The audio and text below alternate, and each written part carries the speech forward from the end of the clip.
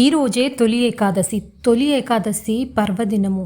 మన హిందువుల్లో పండగలలో మొదట వచ్చేది తొలి ఏకాదశి. ఈ కథను విన్నవారు చాలా అదృష్టవంతులు. తొలి ఏకాదశి రోజు కథ విని మనం పడుకున్నట్లయితే మనకి ఎంతో మేలు జరుగుతుందని పురాణాల్లో ఉంది. నారద పురాణంలో ఒక కథ కూడా ఉంది. మీకు అది నేను చెప్పబోతున్నాను. మాంధాత చక్రవర్తి అనే ఒక చక్రవర్తి అంగీరముని దగ్గరకు వెళ్ళారనమాట. వాళ్ళ రాజ్యంలో ఎందుకో కరువు కాటకాలు వచ్చినాయి అని చెప్పి వర్షాలు కురవట్లేదని ఏం చేయాలి అని మహర్షిని అడిగితే అంగీరముని ఇలా చెప్పుకొచ్చారు. మీ రాజ్యంలో ఒక శూద్రుడు ఉన్నాడు, అతను చాలా పాపాలు చేస్తున్నాడు, అందుకని అతన్ని శిక్షిస్తే, అతన్ని మరణదండన విధిస్తే మీ రాజ్యంలో కరువు కాటకాలన్నీ పోతాయని చెప్పుకొచ్చారు. మహర్షి చెప్పిన దానికి మాంధాత చక్రవర్తి, నేను అలా శిక్షించలేను, నా వల్ల అవడం లేదు, అంత కఠోరంగా నేను శిక్షించలేను స్వామి, ఇంక ఏదైనా సెలవిచ్చేయండి, ఆధ్యాత్మికంగా ఏదైనా ఉందంటే పరిహారం చెప్పండి అని అడిగితే అప్పుడు ఆయన అన్నారట, తొలి ఏకాదశి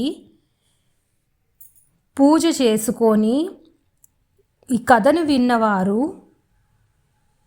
చాలా అదృష్టం పొందుతారని ఆయన ఇలా చెప్పుకొచ్చారు. అలాగే నారద పురాణంలో అంటే ఒక రాజు ఉండేవాడు, రుక్మాంగదుడు అనే రాజు ఉండేవాడు. రుక్మాంగదుడుకి రాణి ఒక భార్య పేరు సంధ్యావళి, కుమారుడి పేరు ధర్మాంగదుడు. ఈ రాజు ప్రతి తొలి ఏకాదశి చాలా నిష్ఠగా ప్రతి ఏకాదశిని కూడా ఆయన చేసేవాడు.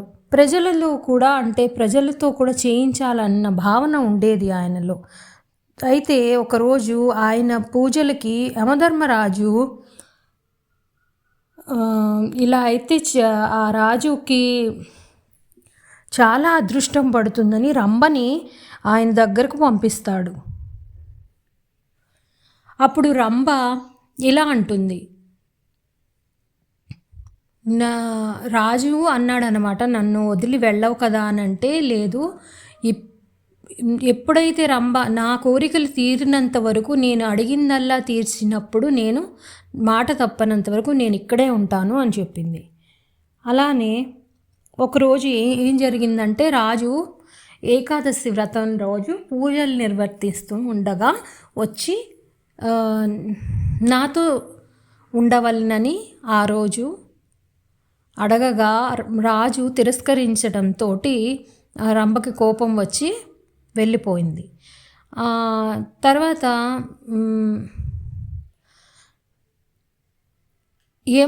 ఏమైందంటే, అంతకుముందు ఇలా జరిగింది. కథ వివరంగా మీకు ఇలా చెప్తున్నారు. శ్రీ మహావిష్ణువే స్వయంగా దీన్ని చెప్పుకొచ్చారన్నమాట. ఏమని, ఇప్పుడు ఆ రోజు ఏకాదశి వ్రతం పూజ చేస్తుండగా ఇలా అడిగింది కదా, అప్పుడు నిరాకరించాడని చెప్పి దానికి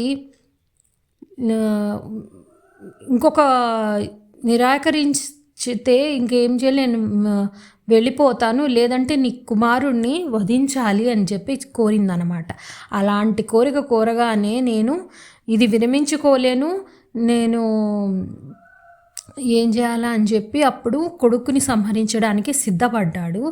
అది చూసి మహావిష్ణు చాలా సంతోషించి అతని భక్తికి మెచ్చి కొడుకు కూడా అతన్ని దీవించి చిరరాజ్యకాలం ఏలతాడని చెప్పి కుమారుణ్ణి కూడా దీవించి వెళ్తాడు. అయితే ఈ లీల ఏంటంటే, మొత్తం లీల ఏంటంటే, తొలి ఏకాదశి యొక్క గొప్పతనం అనేది విశిష్టతని మనకి తెలియజేయడానికేనండి. అంతేకాకుండా దానికి అంత గొప్ప తెలియకుండా కూడా మనం వ్రతం ఆచరించినట్లయితే, తొలి ఏకాదశి రోజు వ్రతం ఉండి ఏమీ తినకుండా పూజలై చేసుకొని నిష్ఠగా ఉండి అబద్ధాలు ఆడడం ఇవన్నీ చేయకుండా, ఎక్కువ మాట్లాడడం కాకుండా తెలియకుండా కూడా ఎవరైనా చేసి ఉంటే, ఒకవేళ ఏకాదశి రోజు నీరు కూడా తాగకుండా నిరాహారంగా ఉన్నట్లయితే, ఇలా ఇంకొక కథ మీకు చెప్తాను. ఏంటంటే ఒక కోతి తనకి తెలియకుండా ఏమైందంటే నీళ్ళల్లో ఒకరోజు దాహం వేస్తుందని చెప్పి నీళ్ళ కోసం వస్తుంది. ఆ రోజు తను చాలా దెబ్బ తగిలి ఉండడం వల్ల చాలా నీళ్ళు అందవు దానికి. అలా నిరాహారంగా ఉన్నందుకే శ్రీ మహావిష్ణువు, అది ఏకాదశి దినం మహాపర్వం కాబట్టి ఆ రోజు తెలియకుండా కూడా ఎవరైనా ఆహారం కూడా తీసుకోకుండా జలం కూడా స్వీకరించకుండా ఉన్నట్లయితే వాళ్ళకి ఎంతో అదృష్టం పడుతుందని చెప్పుకొచ్చారు. ఇదండి కథ. విన్నవారికి ఎంతో మేలు జరుగును. ఈ తొలి ఏకాదశి ఎంతమంది చేస్తున్నారో కామెంట్స్లో చెప్పండి.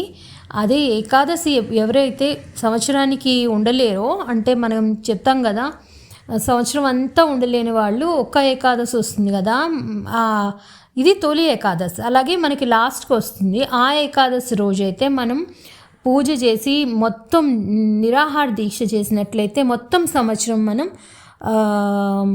ఎన్ని ఏకాదశులు పడతాయో అవన్నీ మనం చేసినట్టుగా మనం చేసిన వాళ్ళం అవుతాం అన్నమాట. అలా సో అర్థమైంది కదండి. అందరూ కూడా లైక్ చేయండి, వీడియోని సబ్స్క్రైబ్ చేసుకోండి, అలాగే షేర్ చేయండి. ఈరోజు ఏకాదశి కదా, అందరూ వింటారు మీ వల్ల. Thank you.